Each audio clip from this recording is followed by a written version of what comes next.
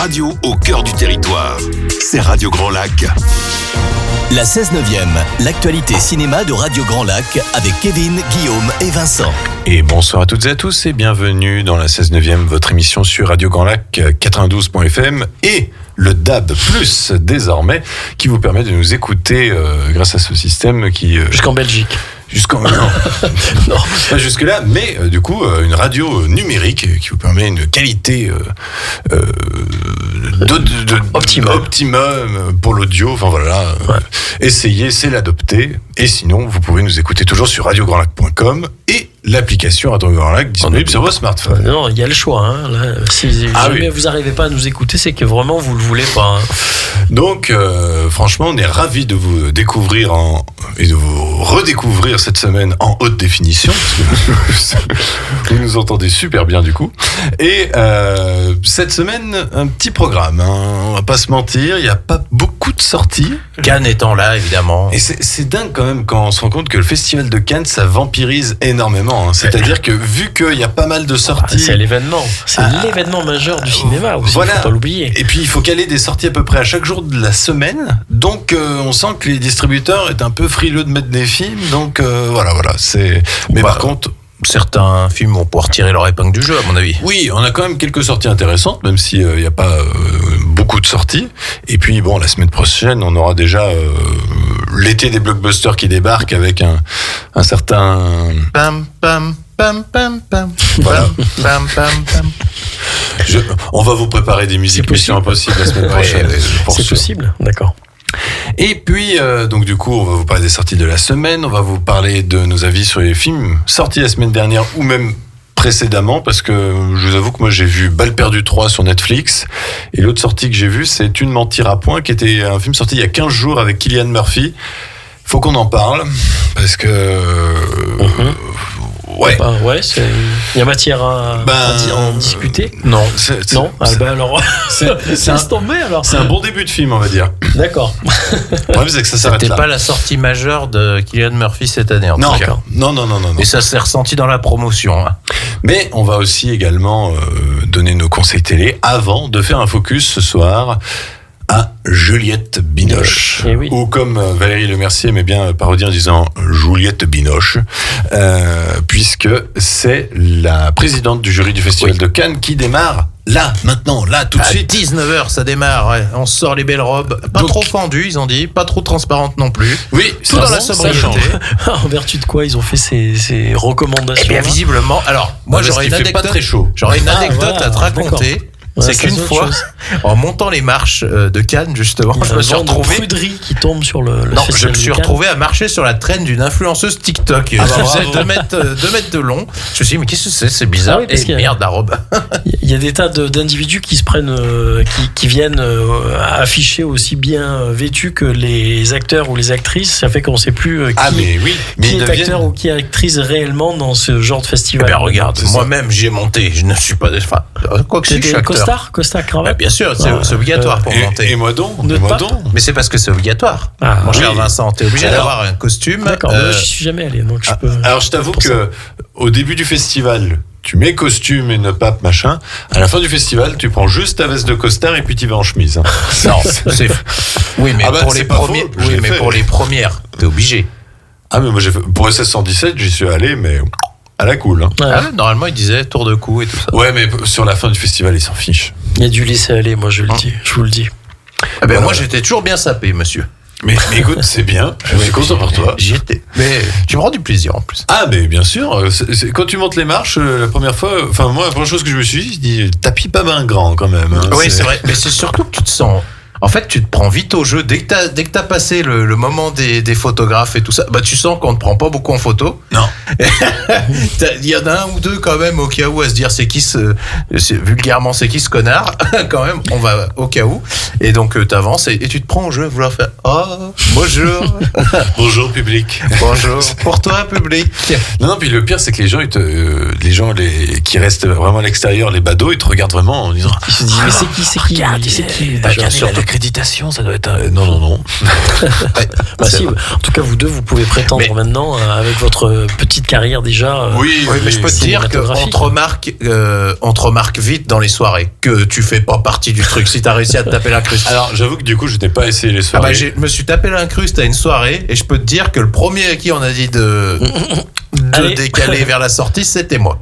Par ici, j'avoue que j'ai pas essayé les soirées. Moi, j'étais le genre à aller voir les films jusqu'à 1h du matin. Moi, j'avais dit, je veux aller à une soirée cannoise. J'y suis allé. Enfin voilà. Du coup, on vous a présenté notre vie à Cannes. Et normalement, vous auriez. Alors, je tiens à dire un mot. Nous devrions y être normalement.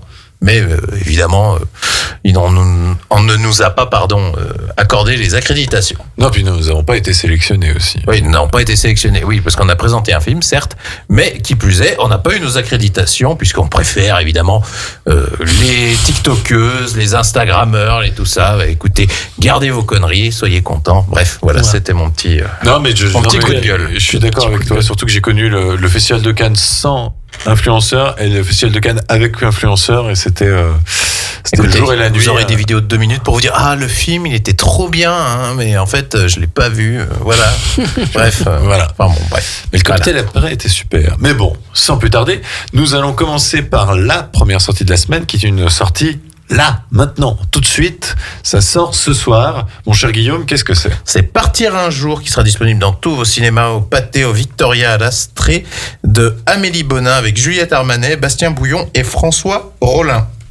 Alors que Cécile s'apprête à réaliser son rêve, ouvrir son propre restaurant gastronomique, elle doit rentrer dans le village de son enfance à la suite de l'infarctus de son père. Loin de l'agitation parisienne, elle recroise son amour de jeunesse. Ses souvenirs ressurgissent et ses certitudes vacillent. On écoute un extrait. Salut maman. Oh ma fille. Qu'est-ce qu'elle fait là ? C'est toi qui l'as appelée ? La question c'est plutôt qu'est-ce que toi tu fais là ? Bah alors Béguin, tu t'es perdu ? C'est sûr qu'en bougeant jamais du bled où t'es né, toi tu risques pas de te perdre. Je suis là parce que mon père avait un infarctus. Ah merde. Il faut pas que je m'énerve. Et ça m'énerve. C'est toi la dame qui a gagné Top Chef ? Oui. Ça a l'air un bon petit film. Ça a l'air passionnant. Non mais ça a l'air d'emballer. Ça a l'air d'être une bonne comédie. Il faut savoir quand même que c'est la version longue d'un court-métrage avec déjà Juliette Armanet et Bastien Bouillon, qui avait présenté la réalisatrice il y a quelques années et qui avait eu, je crois, le César du meilleur court-métrage de fiction. Donc intrigué de voir ça en version. Donc Juliette Armanet, que j'aime beaucoup en tant que chanteuse d'ailleurs. Oui. Et qu'on a entendu juste avant l'émission d'ailleurs de 16 Mais est-ce que c'était prévu ? Mais oui, c'est calculé évidemment. Il faut demander à nos directeurs de chaîne. Mais non, mais voilà. Ils sont au-dessus de tout. Parfois le hasard fait bien les choses. Ah, ouais. Autre sortie, Vincent. Destination finale, Bloodlines, qui sera aux Toiles du Lac et au Pathé, de Zach Lipovski et Adam B. Stein, et avec Breck Bassenger, Théo Brions et Tony Todd. Hantée par un cauchemar terrifiant qui revient sans cesse, Stéphanie, étudiante à l'université, rentre chez elle pour retrouver la trace de la seule personne susceptible d'enrayer ce cycle infernal et de sauver ses proches du sort funeste qui les attend. On écoute un extrait.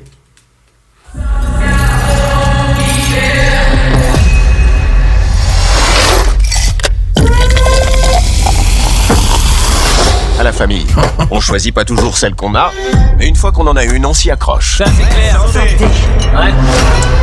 J'ai toujours su que ce jour viendrait. Bon, Destination finale, on connaît. Hein. Tu nous as pas passé la bande-annonce de Fast and Furious là ou quoi ? Non, c'est Destination finale. On aurait dit là. Avec une légère pub pour Schweppes, on dirait. Ah ouais, c'est vrai. Ils en sont au combien là ? Au 6e. Ah oui, 6e. Ouais. Mais il n'y en a pas eu depuis 14 ans. Après, moi, j'en ai vu un, ça me suffit. Hein. Je veux dire, j'ai du mal après à... 0. Je vais te dire, Vincent, parce que je n'avais vu que le premier il y a très longtemps. Et là, pour l'occasion, la semaine dernière, j'ai revu le premier et j'ai vu les 4 autres que j'avais pas vus. Ah bah dis donc. Et c'est... T'as pas fait des cauchemars ? Non, pas du tout. Mais le problème, c'est que il y a certaines morts qui sont amusantes parce que ça devient gaguesque tellement ça sort de nulle part. Oui, c'est clair. Mais surtout, c'est que c'est... hélas, tout le temps la même chose. Et je trouve ça dommage parce que, mais il y a un mystère quand même autour. Ouais. Et il y a aucune des suites qui essaye de chercher un petit peu. Au bout du 6e, il y a plus trop de mystère entre nous. Mais bon, ceci étant, en fait, si le mystère qu'il y a, c'est comment arrivent ces prémonitions. Voilà. Et en fait, il y a aucun film qui s'y intéresse. Je trouve ça dommage. Mais c'est un peu glauque quand même. Parce que les gens veulent voir les spectateurs veulent voir des gens mourir.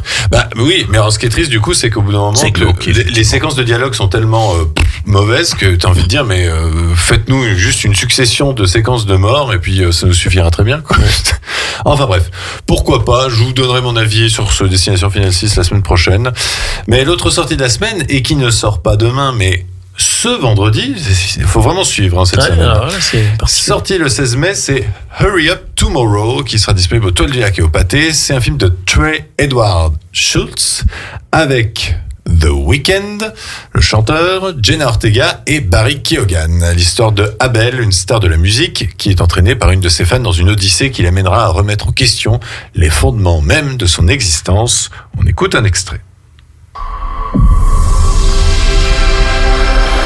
Ce que nous étions l'un pour l'autre, nous le restons.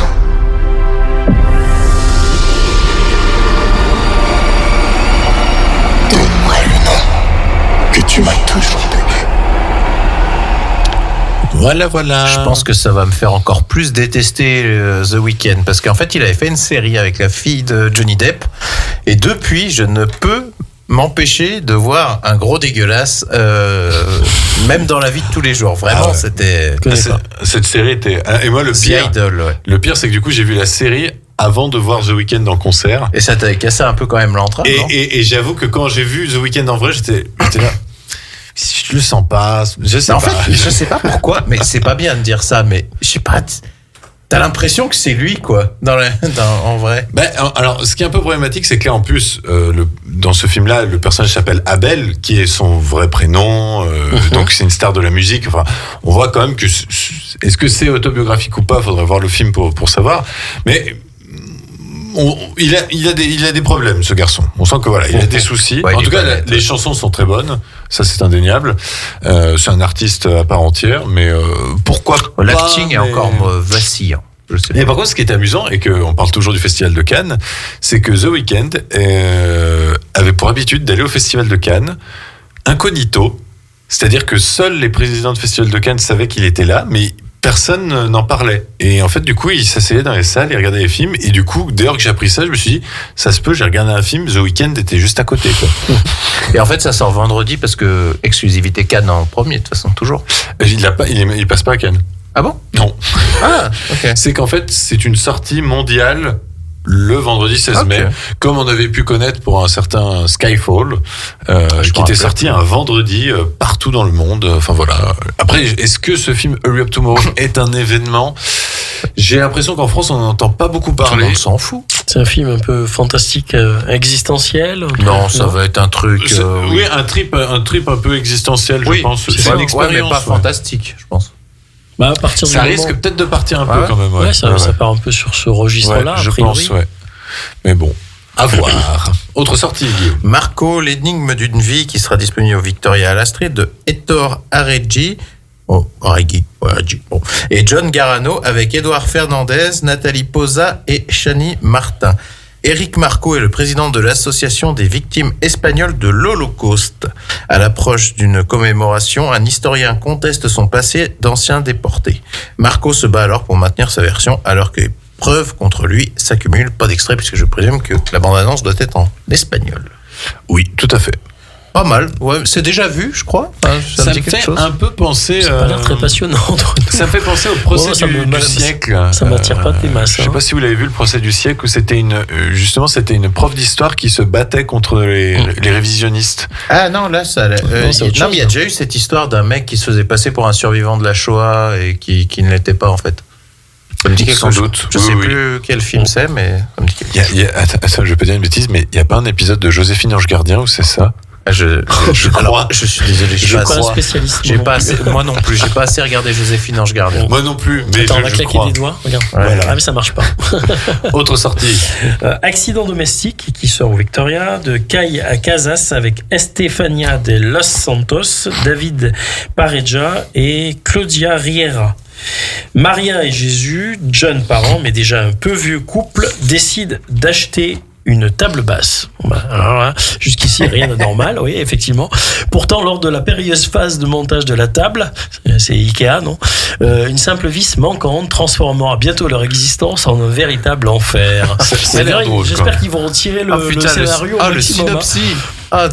Et ça dure combien de temps? Je crois que ça dure 1h20. 1h20. Oh là là. T'imagines le film de 3 heures? Mais en vrai, je trouve ça amusant de se dire que on va peut-être. Ça doit être un huis clos. C'est sûr. Ouais, ça doit être un huis clos. En fait, ils vont se rendre compte que tout va mal dans le couple à cause de ce pétage de câble. Ah, si, tu fais un film où tu mets la caméra du point de vue de la vis qui est tombée sous le canapé et tu filmes en train de s'engueuler tout le long. Ma foi. Mais il n'y a pas d'extrait, donc, effectivement. Non. Mais apparemment, c'est un film qui a beaucoup fait rire en Espagne quand il est sorti. Ah bon, alors oui, il y a une phase humoristique, enfin comique un peu. Et puis du côté de nos amis de chez Cinéphilex, on a La Chute du ciel, disponible au Victoria, et dont c'est un film réalisé par Eric Rocha, Gabriela Carneiro d'Acunha. C'est un documentaire qui raconte l'histoire des Yanomami, tribu indigène de l'Amazonie brésilienne, qui mènent une lutte acharnée pour préserver leur territoire et leur mode de vie ancestral face à la menace du peuple de la marchandise. À travers le discours puissant de David Kopenawa, chaman et porte-parole de sa communauté, le film offre une immersion profonde dans leur cosmologie et se fait l'écho d'un appel urgent à la sauvegarde de la forêt et à la redéfinition de notre rapport à la nature. Donc un documentaire écologique. Voyage en terre inconnue. Les Yanomami. Non, pas du tout. Yanomami, mamie. Non, pas du tout, c'était ma prononciation d'Acunha. J'étais un peu à l'ouest. Mais écoutez, donc toutes les sorties de cette semaine, donc film d'horreur, comédie romantique, film existentiel, et puis grosse comédie espagnole et film sur la Shoah. Donc côté un sacré programme. Donc à découvrir dans vos salles. Pour cette semaine, étant donné que The Weeknd sort un film ce vendredi, on va s'écouter ce soir quelques chansons qu'il a écrites pour des films, dont la première c'est Earned It, tiré de l'excellent, n'est-ce pas? 50 nuances degrés, c'est très mauvais. C'est très mauvais. La musique est bien, mais les musiques sont bonnes. Par contre, ça c'est sûr, c'est que la bande originale est géniale. Parce que vraiment, ça m'a... Mais le film est pas bon. Enfin bon, il y a ses aficionados, on va pas critiquer. On revient tout de suite après pour parler des sorties de la semaine dernière. Et d'ici là, on s'écoute Earned It. Entre lac et montagne, Radio Grand Lac, c'est votre radio. La 16/9e, l'actualité cinéma de Radio Grand Lac avec Kevin, Guillaume et Vincent. Et rebonsoir à toutes et à tous, vous êtes toujours dans la 16/9e, votre émission sur l'actualité cinématographique sur Radio Grand Lac, disponible sur le canal 92.fm, sur le DAB+, sur radiograndlac.com et également sur vos applications smartphone. Nous nous retrouvons désormais en deuxième partie d'émission pour parler des sorties de la semaine dernière et même des sorties encore précédentes. Qu'est-ce qui est encore disponible en salle, mon cher Guillaume, et que nous vous avons déjà préalablement conseillé? Eh bien, il y avait le film The Amateur, le film d'espionnage avec Rami Malek. Il y a toujours le film Ma mère, Dieu et ses Hartan avec Leila Bekti et Jonathan Cohen. Le film Sinners de Ryan Coogler ou le dernier Marvel, Thunderbolts, ou comme on l'appelle maintenant, The New Avengers.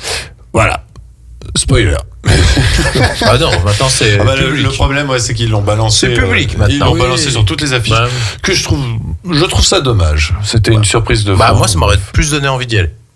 Ah, bon. Si j'avais su de base. Mais bon. C'est triste alors. Ça veut dire qu'un simple titre de film vous change l'appréciation. Ah, oui, parce que moi j'ai envie de suivre, tu vois, tous les Marvel un peu annexes, je m'en fous, mais par contre, dès que ça touche aux Avengers, oui. Là, c'est vrai que pour le coup, le film est important pour la suite. Oui, tu vois, par exemple, The Marvels, j'ai pas envie de le voir. Je le rattraperai peut-être tôt ou tard, mais... oui, parce qu'apparemment, il va être important, lui. Oui, mais par contre, Avengers, c'est toujours un événement, donc ouais, ce New Avengers, il serait allé, de base. D'accord.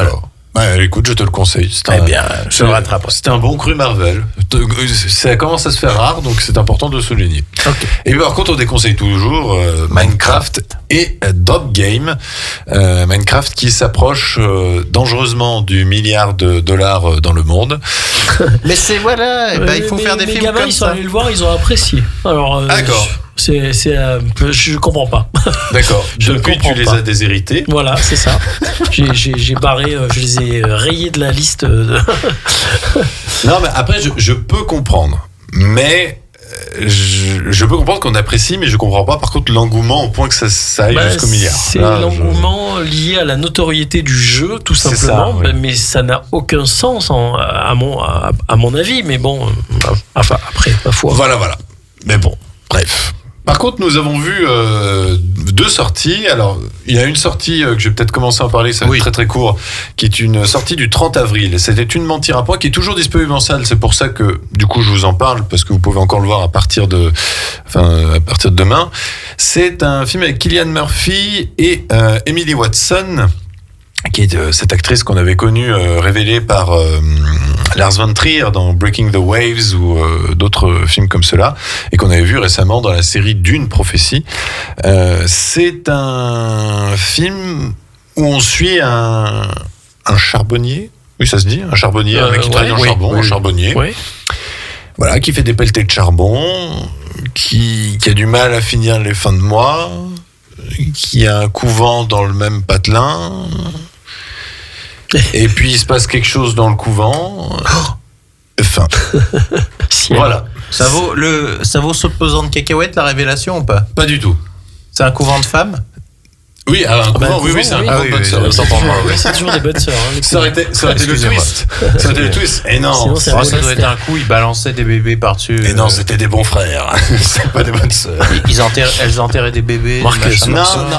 Sous les bures, on ne sait pas ce qui se cache. Hein. Peut-être que c'est des bonnes sœurs étaient des... Certes. Alors, pour pas trop en dire, disons que c'est lié à un scandale irlandais des années 60 aux années 80, qui a fait d'ailleurs l'objet d'un précédent film dans les années 2000, Magdalene Sisters. Et donc, du coup, si vous avez vu le film Magdalene Sisters, forcément, vous savez vers quoi on se dirige. Également, si vous avez vu l'excellent film, qui est une pépite que j'adore, Philomena, avec Judi Dench, qui était un film aussi qui parlait de ce genre de trauma-là, donc de ces jeunes femmes célibataires enceintes qui étaient forcées à accoucher au couvent et qu'on les séparait des enfants. C'était requis à une certaine époque pour éviter le scandale, hein, évidemment.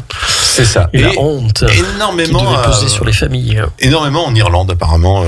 Il y a eu énormément de scandales au niveau de l'Irlande. Catho, évidemment. Très catho. Et alors, du coup, c'est un peu le problème du film, je dirais, c'est que le film, et en plus, je vous dis ça, c'est une surprise, mais en fait, c'est dans le synopsis du film.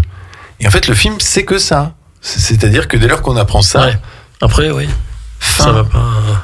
Et du coup, c'est un peu dommage, c'est que notre chère amie Malicia, que nous avons bien connue de la radio, a vu le film également, et on a eu le même ressenti, c'est qu'on a l'impression de voir un acte 1 d'1h30, et ça se finit, et on se dit, mais est-ce qu'ils veulent qu'on paye pour voir la suite, ou enfin, on laisse énormément sur notre faim.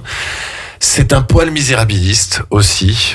C'est-à-dire qu'on voit Cillian Murphy se laver 2 fois les mains dans le lavabo pour vraiment souligner que voilà, tu vois le charbon, c'est noir, ça noircit les mains. D'accord, je vois parce que j'ai vu l'extrait et là maintenant, par rapport à ce que tu me dis, et effectivement dans l'extrait, on le voit se laver les mains et ouais, ça y est, je vois. Et Cillian Murphy joue très bien comme d'habitude, mais bon, quand tu arrives à des dialogues disant qu'est-ce qu'on s'offre à Noël? Je veux pas grand-chose, je veux un livre. Tu veux quel livre en particulier? Je sais pas.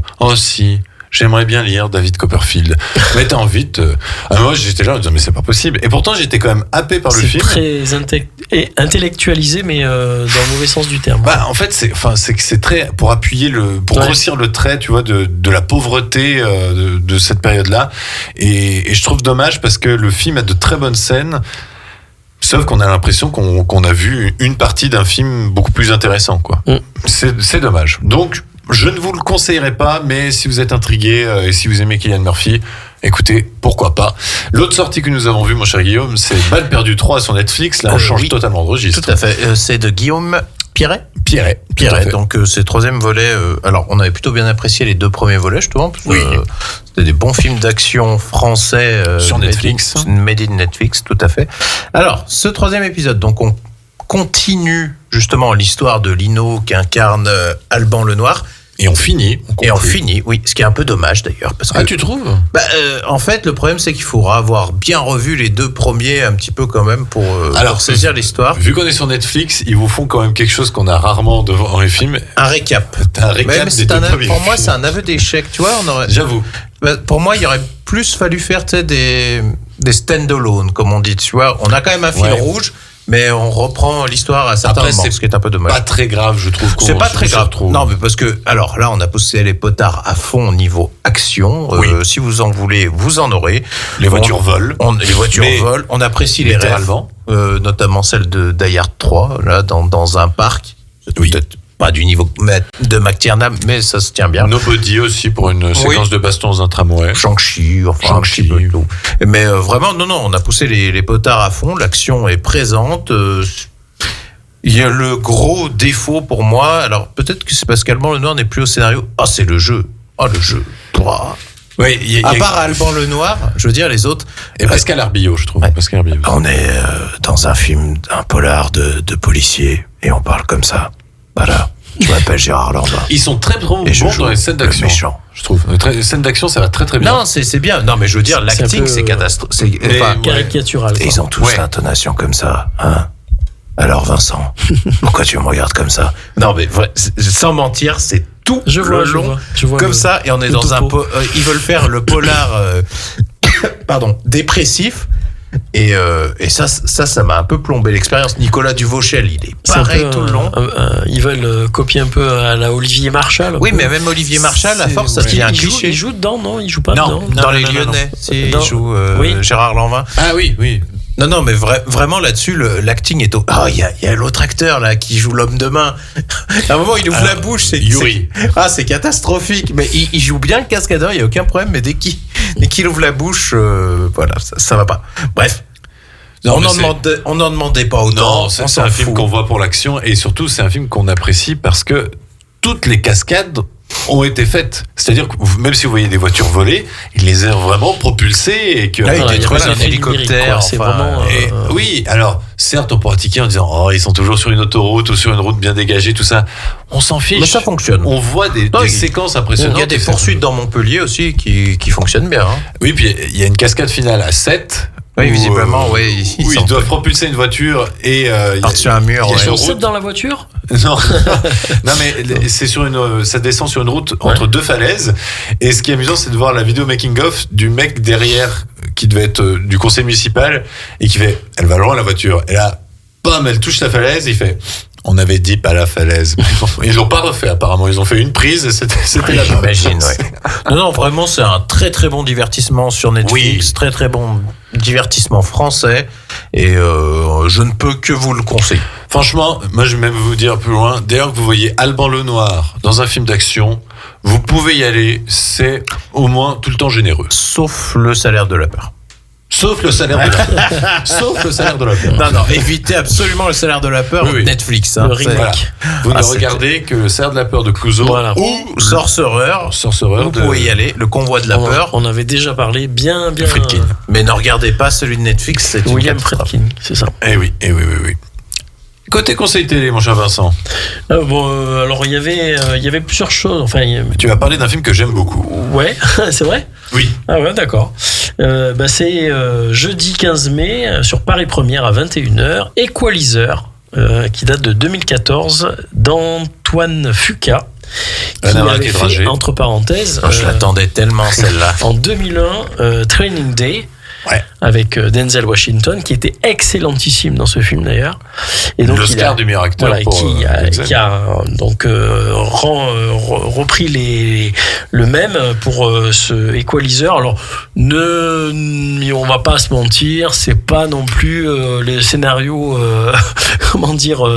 très chiadés, etc. C'est bien du primaire, mais c'est assez jouissif, moi je trouve, avec donc le personnage de Denzel Washington qui est un peu à Robert McCall. C'est une adaptation en plus de série. C'est une adaptation de série télé. Oui, voilà, c'est ça. Et c'est effectivement. Alors, moi, je suis pas très. Parce qu'il y en a eu d'autres. Il y en a eu, je sais plus combien. 3. Ils ont lancé 2 autres. Voilà, je trouve que dans ce genre-là, c'est toujours le premier qui est quand même assez efficace. C'est vrai. Et effectivement, on se laisse prendre au jeu et encore une fois, c'est assez jouissif. Oui. Donc il défend la veuve et l'opprimé, on va dire, sous une couverture donc civile, puisqu'il était ex-agent de la CIA, il me semble, et avec évidemment des capacités hors normes de combattant et de véritables tueurs qu'il met au service des faibles et des opprimés, et donc il va même être un peu malgré lui amené à se confronter à la mafia. Et donc c'est assez jouissif parce que effectivement les scènes sont un peu improbables, mais et puis il est très fort. Ouais. Donc voilà, mais il fait tellement bien que on a envie d'y croire, et puis on s'identifie à ce personnage, et puis on se dit pour une fois les méchants ils en prennent plein la gueule. Et puis il a un charisme. J'adore les moments de dialogue où justement il est face au méchant et le méchant pense qu'il a le dessus en lui disant et qu'est-ce que vous voyez en me regardant, et là il y a Denzel Washington qui sort en monologue complet et qui lui du coup et ça le fait. Il a peur, le méchant, et après Denzel Washington dit et vous, qu'est-ce que vous regardez et là tu fais waouh. Il y a des tensions comme ça, des moments de tension entre les personnages qui sont assez sympas. Et il y a un côté Robin des Bois un peu, parce que c'est un tueur mais qui rend service. Oui, oui. C'est ça qui est amusant. C'est pas qu'un tueur, c'est quelqu'un. Alors en fait, il s'amende aussi d'un passé un peu ténébreux quand même. Oui. Qui s'en veut quand même, mais il est veuf, met un peu au service malgré. Enfin. Un peu forcé, contraint et forcé, parce qu'il reste quand même discret, il veut pas être plein, mais il ne peut pas s'empêcher de défendre la veuve et l'opprimé quand il le constate, et ça le fait. Il y avait Marton Scorsese qui joue le rôle du méchant qui s'oppose à lui, qui est assez intéressant aussi, je trouve. Oui. Et puis il y a Chloé Grace Moretz dans un petit rôle. Ouais.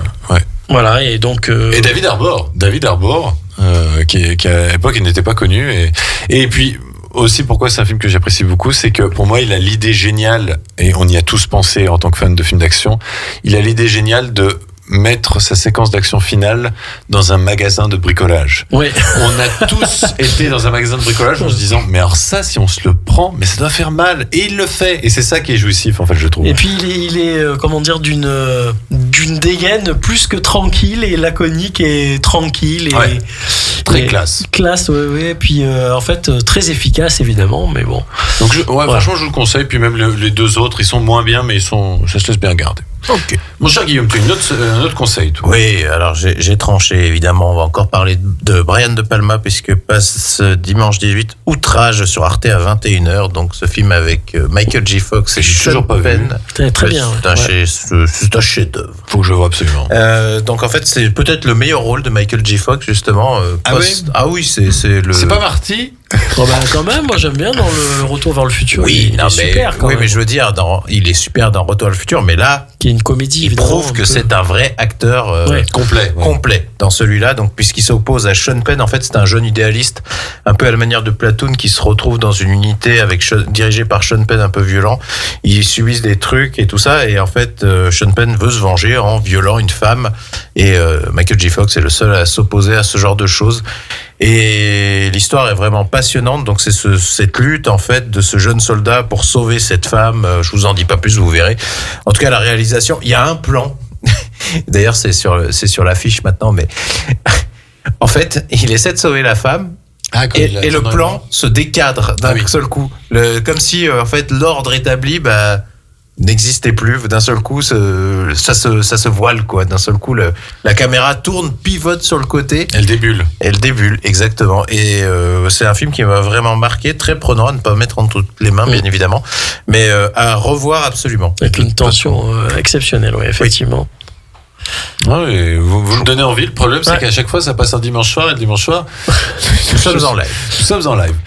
Mais ce qui est important de souligner, c'est qu'avec Arte, c'est disponible en replay, et du coup, on peut facilement. Donc tu peux l'acheter pendant une semaine. On peut l'acheter aussi. Eh ben écoutez, c'est tout pour nos conseils télé. On va s'écouter un deuxième extrait d'une chanson de The Weeknd. Cette fois-ci, c'est pour le film Black Panther. Il avait fait la chanson Pray For Me avec Kendrick Lamar. Et on revient tout de suite après pour faire un focus sur Juliette Binoche. À tout de suite. Retrouvez également votre radio préférée, Radio Grand Lac, sur radiograndlac.com et sur les réseaux sociaux. La 16/9e, l'actualité cinéma de Radio Grand Lac avec Kevin, Guillaume et Vincent. Et rebonsoir à toutes et à tous, vous êtes toujours dans la 16/9e, votre émission sur l'actualité cinématographique, disponible sur Radio Grand Lac, sur le canal 92.fm, sur le DAB+, sur radiograndlac.com et également sur vos applications smartphone. Je suis toujours en compagnie de Guillaume et Vincent. Oui, toujours présent. Salut tout le monde. Et donc, étant donné que le Festival de Cannes commence en grande pompe ce soir et que cette édition est marquée par le fait que la présidente du jury, c'est Juliette Binoche, on s'est dit on va se faire un petit focus sur cette actrice française connue à l'international. C'est assez rare pour le souligner. C'est clair. Moi, je pense que c'est le membre acteur le plus éminent français connu à l'international en tant qu'acteur contemporain, on va dire déjà. Alors pour vraiment éviter d'avoir une présentation globale de sa biographie, je me suis dit qu'on va vraiment s'attarder sur sa filmographie, sur les films les plus importants, ceux qu'on a vus, ceux qu'il faut absolument voir. Mais on va te conseiller des films, Guillaume. Voilà. Il faut quand même savoir que Juliette Binoche est née d'une mère réalisatrice et d'un père sculpteur, donc on peut dire qu'elle baignait dans l'art dès le début, mais elle s'est fait connaître à la base pour une pub de Chamallow. Il faut bien commencer quelque part. Et d'ailleurs, je crois qu'on lui a ressorti quelques fois la pub de Chamallow, mais elle le prend avec sourire. Pourquoi pas? Et elle s'est fait remarquer par Jean-Luc Godard pour un film, c'est, il me semble, Je vous salue Marie. Je vous salue Marie. Il faut savoir qu'il l'a sélectionné juste avec une photo. Il l'a même pas vu jouer. C'est très Godard. Une photo de son petit ami, a priori. Qui avait pris qui avait pris son petit ami. J'ai cru que oui, bien sûr. Une photo le petit ami de l'époque de Juliette avait pris et qui avait été transmise à Godard et qui, sur cette photo-là, l'avait engagé. Voilà. Et d'ailleurs, comme Godard faisait assez souvent à l'époque, c'est-à-dire que le prénom de l'actrice, c'est le prénom du personnage, c'est-à-dire qu'elle s'appelait Juliette. Voilà. Donc voilà, Je vous salue Marie, donc de Jean-Luc Godard. Salut, elle est bien. Elle a quand même tourné pour Jacques Doyon assez rapidement aussi, La vie de famille, Téchiné avec Rendez-vous, et on va dire qu'elle s'est fait surtout connaître grâce à Mauvais sang de Léos Carax, réalisateur qui est aussi percé à peu près à la même période, et ce film-là lui a permis d'avoir sa première nomination dans la catégorie César de la meilleure actrice. Elle en aura reçu un bon paquet. Je crois qu'elle en a 7 ou 8. Je crois que c'est assez impressionnant, effectivement. Et c'est le début d'une relation avec Léos Carax qu'elle va fréquenter, enfin qu'elle va être en couple pendant quelques années jusqu'à leur prochain film qui sera au début des années 90, Les Amants du Pont-Neuf. Mais avant cela, tu avais vu Vincent, L'insoutenable légèreté de l'être. Je l'ai vu mais il y a très très longtemps. Kaufman. Je me rappelle largement plus du bouquin duquel il a été adapté, à savoir donc de Milan Kundera, et qui était le même titre d'ailleurs. Et effectivement, il y a des scènes comme ça qui me reviennent un peu en mémoire, mais il faudrait que je le revoie quand même. C'est son premier film international, mine de rien. Oui. Et puis donc ça faisait référence à Printemps de Prague, à la Révolution, avec au travers de divers couples, et en tout cas d'un personnage principal qui était Daniel Day-Lewis d'ailleurs dans le film. Ah oui. Ça donne envie là. C'est pas rien. Et donc voilà. Et puis il y avait une autre actrice, je me souviens plus son nom, mais qui était puis il y a des scènes assez sensuelles, assez qui parlent vraiment de l'intime des couples, comme c'est bien le faire Milan Kundera. Et là pour le coup ça a été plutôt bien retranscrit dans l'adaptation cinématographique. L'autre actrice, c'est Lena Olin, voilà, qui est une très belle femme aussi. Et du coup, je parlais des Amants du Pont-Neuf de Léos Carax, qui est un film pour le coup que j'ai vu, qui est assez particulier puisque l'histoire du tournage est encore plus impressionnante que le film en lui-même. Oui, ça j'avais entendu, oui. Puisque en fait, l'histoire c'est un SDF qui va rencontrer une jeune fille qui aime bien fréquenter la rue parce qu'elle sait qu'elle va devenir au fur et à mesure aveugle. Et il faut savoir que les Amants du Pont-Neuf, ils n'ont pas tourné le film à Paris, ils ont reconstruit le Pont-Neuf dans le sud-ouest, donc une sorte de mini Paris complet. Et le film a coûté énormément plus cher que ce qui était prévu à la base, donc le tournage s'est arrêté de nombreuses fois. Léos Carax s'est séparé avec Juliette Binoche, donc ça a recréé des tensions en plus. Le tournage, je crois, a duré plus d'1 an. Oui, c'était vraiment je crois que c'était pas loin de 2 ans. Pas loin de 2 ans. À un tel point que Léos Carax s'est dit, en fait, le tournage a été un tel calvaire que je vais changer la fin et je vais offrir une fin heureuse à mes personnages. Donc le film se termine sur un beau happy end, ce qui change complètement parce que le film commence dans une atmosphère ultra glauque, mais c'est un film très impressionnant. Il y a une séquence de hors-board sous le Pont-Neuf qui est absolument délirante. D'ailleurs, un tournage qui l'a tellement accaparé, je crois que c'est à cette époque-là qu'elle a refusé les rôles que lui avait proposé Steven Spielberg. Steven Spielberg, tout à fait. Sur notamment, il y avait Les Aventuriers de l'Arche perdue et la liste de Schindler, et puis un troisième, c'était Jurassic Park. Alors Jurassic Park sera un petit peu plus tard. C'est la dernière croisade. Mais oui, c'est la dernière croisade. Ouais. C'était la dernière croisade, ouais, avec Sean Connery et Harrison Ford. Tout à fait. Et en fait, il y a deux choses qu'il fallait préciser. Alors moi, j'ai pas vu Les Amants du Pont-Neuf, mais par contre, il y a 2 choses qui sont un peu particulières la concernant, c'est que non seulement elle est actrice, mais elle est aussi peintre, oui, et également danseuse. Oui. Donc ce qui fait que ça a beaucoup joué. Alors pour Les Amants du Pont-Neuf, je crois qu'il y a des scènes de chorégraphie qui sont assez séquence de danse, intenses, d'après les extraits que j'en avais vus. Et il y a aussi également le fait que les peintures qu'on voit, c'est elle qui les a faites. Qui a fait les peintures. Et l'affiche du film a été faite par également Juliette Binoche. Elle est très belle d'ailleurs, l'affiche. Voilà. Donc elle a quand même du talent. Elle a du talent. Eh ben, Les Amants du Pont-Neuf, je vous le conseille énormément. Je vous conseille aussi l'adaptation des Hauts de Hurlevent de Peter Kominsky avec, du coup, Juliette Binoche et Ralph Fiennes, qui est marqué par une bande-son extraordinaire de Ryuichi Sakamoto. Ce nom ne vous dit rien, mais si vous avez vu Furio avec David Bowie, si vous avez vu The Revenant avec Leonardo DiCaprio, si vous avez vu Le Dernier Empereur, vous aimez forcément la musique de Ryuichi Sakamoto, qui hélas nous a quittés il y a 2 ans. Mais les Hauts de Hurlevent, c'est une musique mais épique. Ça commence sur les simples violons et puis alors là, dès que les corps débarquent, c'est extraordinaire. Ça me donne envie de la réécouter. Et c'est un tel point que le film commence où on ne voit que, il me semble, c'est Juliette Binoche qu'on voit marcher le long de la falaise et qui va rejoindre le château en fait. Et juste, on est happé par la musique en se disant oh là là, mais qu'est-ce qu'on va regarder quoi.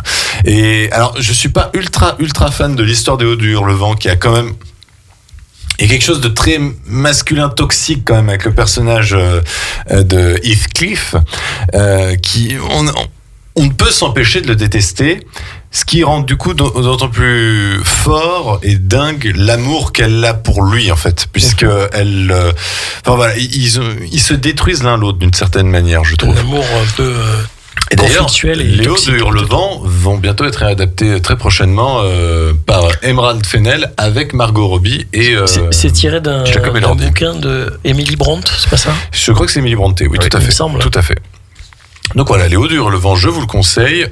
Je n'ai pas vu le film Fatal qui lui a permis aussi à Juliette Binoche d'avoir sa 4e nomination meilleure actrice, mais elle s'est très très mal entendue avec Jeremy Irons sur le tournage. Par contre, son premier César et son seul César de la meilleure actrice, on lui doit pour le film 3 couleurs bleues de Krzysztof Kieslowski, premier volet de sa trilogie 3 couleurs. J'avoue, je n'ai vu que ce premier volet, je n'ai vu que 3 couleurs bleues. Il me semble, moi, j'avais vu celui-ci aussi, mais je m'en rappelle plus très bien, à vrai dire. C'est l'histoire d'une femme qui a du mal à se remettre de l'accident de voiture dans lequel la disparition de son mari et son fils ou sa fille. Son fils ou sa fille sont décédés. Donc c'est vraiment un film sur le deuil. La couleur bleue, c'est sans doute l'un des films qui a le mieux mis en valeur la couleur bleue parce que c'est un magnifique plan, la photographie est sublime. Et qui lui a valu le César de la meilleure actrice. Tout à fait. Et également la Mostra de Venise où elle a eu la Coupe Volpi de la meilleure interprétation féminine. C'est pas rien. C'est pas rien. On la retrouvera ensuite avec un autre grand succès, c'est Le Hussard sur le toit. Encore une fois, nomination César meilleure actrice. Et que tu as vu? Oui, alors moi j'ai adoré ce film. C'est un film épique, romantique. Avec un film de KPDP. Du grand Rapneau. KPDP, non, mais c'est une période. Je pense pas qu'on puisse dire KPDP, mais c'est une période napoléonienne.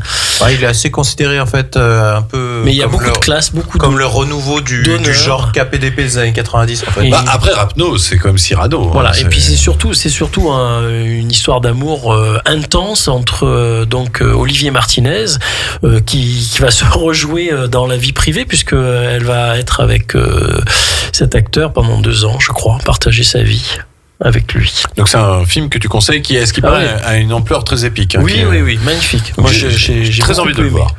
Autre film ensuite qui suivra et qui lui permettra d'avoir l'Oscar de la meilleure actrice. Dans un second rôle, c'est Le Patient anglais où elle retrouve Ralph Fiennes. Et ce film c'est l'un des plus beaux films sur l'amour. Alors certes on parle beaucoup de Juliette Binoche, mais je trouve dedans Christine Scott Thomas extraordinaire. Et c'est un très très très très beau film, vraiment très poignant. Et c'est le genre de film que vous avez vu une fois, vous vous en souvenez toute votre vie. Tu dis le plus beau film d'amour. Moi je te dis déjà Le Hussard sur le toit, c'est un très beau film d'amour. Ah oui, également. je ne l'ai pas vu. Mais je vais te dire. Non mais là je veux dire plutôt côté Hollywood, j'ai envie de dire. C'est là qu'on voit qu'elle incarne et elle interprète des rôles d'amante passionnée quand même. Mais aussi. Pas dans le Patient anglais puisque c'est. Elle joue l'infirmière et justement l'histoire d'amour c'est Ralph Fiennes et Christine Scott Thomas. Par procuration, elle vit cette histoire d'amour. Tout à fait. Et puis ensuite, en autre film, on pourrait citer Les Enfants du siècle de Diane Curis, La Veuve de Saint-Pierre de Patrice Lecomte qui lui vaudra encore une nomination, Le Chocolat de LaSalle Strom, très beau, que tu as vu avec Judi Dench. Magnifique, il y a beaucoup d'originalité, de légèreté et un film très poétique et très magique, on va dire.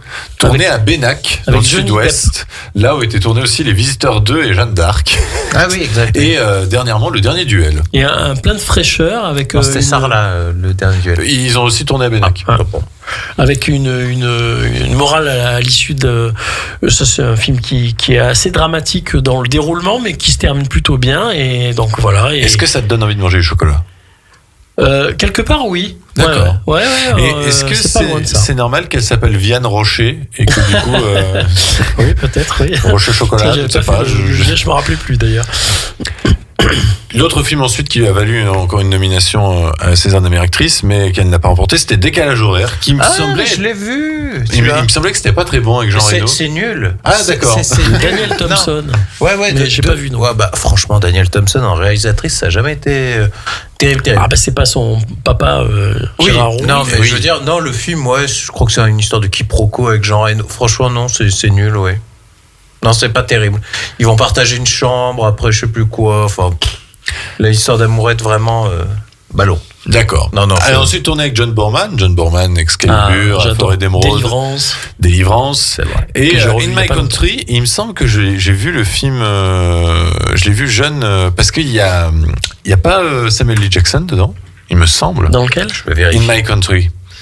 Il me semble que c'est un film avec Samuel L. Jackson et que c'était un film assez poignant sur. Est-ce que c'était sur le Rwanda? J'ai un doute. On va vérifier. Mes souvenirs sont vagues. Il y a Samuel Jackson. Entre les bourreaux et les victimes, c'est sur l'apartheid. L'apartheid. D'accord. Mais franchement, un très très bon film de John Boorman. Ensuite, on pourra parler de Caché de Michael Haneke, Marie d'Abel Ferrara. Il y a un film que j'aimerais vraiment souligner, qui est pas très connu, qui pourrait sembler être une petite comédie romantique bête et méchante, mais qui est assez intéressante sur le deuil. C'est Coup de foudre à Rhode Island avec Steve Carell et du coup Juliette Binoche. Où en fait Steve Carell a du mal à se remettre de la mort de sa femme et du coup il vit tout seul avec ses 3 filles et il doit se rendre à Rhode Island pour le fameux week-end familial.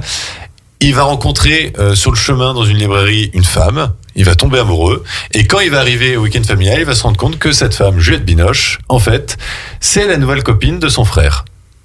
Donc, problème. Mais voilà, je trouve que c'est un film drôle où Steve Carell est très très bon, et c'est un beau petit film, une belle petite bluette, comme on pourrait dire. Elle a aussi tourné pour Clapiche Paris. Je ne sais pas si vous l'avez vu. Non. C'était. Je vois de quoi il s'agit, mais non, je l'ai pas vu. Et puis dans les années 2010, les grands rôles qu'on pourrait souligner, c'est Copie conforme d'Abbas Kiarostami, La vie d'une autre de Sylvie Testu, où elle partageait l'affiche avec Mathieu Kassovitz, et puis aussi Cosmopolis de David Cronenberg. Toujours pas vu. Ouais, Cosmopolis, j'aimerais bien le voir. Par contre, j'ai vu des extraits et franchement, ça me donne envie de le voir, ce film. Et puis elle a joué Camille Claudel pour Bruno Dumont. Voilà. Quand même, mine de rien. Des rôles passionnés, hein, parce que là, Camille Claudel, c'est un rôle fort aussi. Hein. On se souvient bien de Isabelle Adjani qui est interprétée dans. C'était un film sur Rodin. Avec Depardieu qui jouait Rodin, ouais. C'est ça. Et puis, un film que j'aime beaucoup, c'est Sils Maria d'Olivia Assayas, où elle partage l'affiche avec Kristen Stewart, ce qui a valu à Kristen Stewart le César de la meilleure actrice dans un second rôle, qui est un film où elle joue une actrice un peu fatiguée de son métier, qui en a marre de jouer dans des blockbusters, tout ça, et qui a une histoire tumultueuse avec son attaché presse. On pourrait aussi souligner sa participation dans Godzilla, de Gareth Edwards. Elle doit être tellement impressionnante que je me rappelle. Elle joue la femme de Bryan Cranston, et elle meurt au début du film, et c'est une des séquences qui a fait pleurer Quentin Tarantino et qui lui a fait dire Juliette Binoche est une grande actrice. Qu'est-ce qu'il en dit des conneries, celui-là? Mais non, franchement, il en dit de ces conneries. Je suis d'accord avec Quentin Tarantino. Elle est pas mal quand même. Juliette Binoche, elle a une séquence. Là, pour le coup, dans Godzilla, elle t'émeut énormément. On peut dire qu'elle a une filmographie dense, quand même. Bien sûr, mais 74 films, je crois. Tarantino, des fois, il est dense. Ouais, non, c'est vrai, je suis assez d'accord avec toi. Mais tout le monde dit des conneries. Mais parfois, faut assumer, dans les conneries, tu peux avoir des choses justes et vraies sur les gens. Non, je renie pas que c'est Et puis elle retrouve Bruno Dumont pour Maloute avec Fabrice Lucchini. Que j'aimerais bien voir, parce que je trouvais ça rigolo, mais bon, je sais pas ce que ça donne, enfin, à vrai dire. Et elle retrouve aussi Le chemin d'Hollywood pour l'adaptation en live action de Ghost in the Shell de Rupert Sanders, qui était porté par Scarlett Johansson, et elle jouait le docteur Wallet, donc il y avait une sorte de parallèle entre la mère et la fille. C'était un rôle très intéressant, mais elle avait clairement avoué qu'elle avait joué dans le film pour ses gosses, parce que ses gosses avaient dit joue dans Ghost in the Shell, donc elle avait accepté. On lui doit la dernière nomination de César de meilleure actrice pour Un beau soleil intérieur de Claire Denis qu'elle retrouve ensuite pour High Life, ou encore Avec amour et acharnement. On pourra noter encore un dernier film très très bon, c'est Celle que vous croyez de Safine Ebou. Elle partage l'affiche avec François Civil, où en fait elle drague sur un site de rencontre François Civil, et elle se fait passer pour quelqu'un de plus jeune qu'elle n'est. Et enfin voilà, la situation va s'envenimer. Elle a tourné pour Coréeda, La Vérité, quand même, où elle partage l'affiche avec Catherine Deneuve et j'ai oublié le nom de cet acteur. Le nom de cet acteur, mon cher Guillaume, qui joue dans Gattaca. Ethan Hawke. Ethan Hawke, oui. Voilà, Ethan Hawke. Et puis, dernièrement, pour noter... Avec Ewan McGregor. Et bienvenue à Gattaca, oui. Non, il n'y a pas Ewan McGregor. Il n'y a pas Ewan McGregor. Non, c'est Jude Law. C'est Jude Law, oui. J'ai un doute parce qu'il me semble avoir entreaperçu un extrait. Il n'y a pas de doute à avoir. Il y avait les deux personnages. Oui, c'est Jude Law et Ethan Hawke et Matt Herman. Non, mais c'est sûr. C'est sûr à 100%. On vérifiera en off. C'est sûr à 200%. On peut y parier 1 000 euros. Mais j'ai vraiment comme ça un flash de ce que j'ai vu il n'y a pas longtemps. Mais il avait une tête à McGregor. C'est vrai. Et puis j'avais oublié, il y avait Wistreham où elle avait eu le César, nommé César de la meilleure actrice. Et puis, on pourra noter dernièrement La Passion de Dodin Bouffant, un film que Guillaume a adoré. Oui. Vous savez, ce moment où quand vous préparez à manger, c'est long parfois, faut attendre que ça cuise et tout ça. Petit moment en fait où on se dit putain, on s'ennuie. Voilà, c'est l'effet que m'a fait ce film. Le problème, c'est que le truc qui est bien quand vous cuisinez, c'est que généralement vous mangez. Oui. Et alors que là, vous regardez les autres manger. Vous voyez juste, vous dites ça a l'air bon. Ouais, non, ça a l'air bon. C'est vraiment pas passionnant. Les gens faisaient un cinéma de ce film. Bon, après, il y a des plans séquences intéressants sur la cuisine, mais ça va pas plus loin que ça, quoi. C'est nul. Voilà. C'est nul. Donc, autant pour moi, effectivement, vous aviez raison. C'est bien Jude Law. Oui. Je sais pas pourquoi, il me semblait l'avoir vu très subrepticement. Ça aurait pu, tu me diras. Ça aurait pu. Et puis, on va la revoir très prochainement pour The Return, le retour d'Ulysse, où elle jouera Penelope, où elle va encore retrouver Ralph Fiennes. Un film qui sortira du coup le même jour que 28 ans plus tard, donc fin juin, et que Guillaume s'empressera d'aller voir en salle. Oui. Tout à fait. Avec madame. Non, on a dit que c'était la sortie avec madame. Non, mais je te parle du retour d'Ulysse. Bah, il me donne envie, ouais. D'accord. Ouais, non, mais parce que j'aime bien l'Odyssée. L'Odyssée, pardon. L'Odyssée. Mais c'est juste, c'est juste le retour à Ithaque, donc. Oui, c'est la fin de l'Odyssée en fait. Ouais. Enfin, il raconte pas toutes les péripéties. C'est juste le coup de la, ça va s'arquer sur le changement en fait d'état mental d'Ulysse. Enfin, rends compte un texte qui a été écrit il y a des siècles et des siècles qui se retrouve encore adapté et tout ça, donc c'est fort quand même. Hein. Bah cette année et puis l'année prochaine avec le nouveau Christopher Nolan. Oui. Impressionnant. Eh bien écoutez, c'est tout pour cette émission. Côté programmation, la radio, demain, on retrouve 3 émissions. L'émission spéciale Les Hauteurs d'Aix en fête, de 11h à 11h30. L'émission Questions de parents présentée par Elodie de 12h15 à 12h45. Et l'émission Parents Autrement présentée par Pauline de 13h à 14h. Nous, on se quitte sur, vu qu'on a parlé des Hauts de Hurlevent avec Juliette Binoche, il y a quand même une chanson mythique des Hauts de Hurlevent, qui ne fait pas partie d'un film, mais qui raconte l'histoire du livre. C'est interprété par Kate Bush et ça s'appelle Wuthering Heights. On se quitte là-dessus. D'ici là, portez-vous bien, passez une bonne semaine et surtout allez au cinéma. Bonne soirée. Ciao.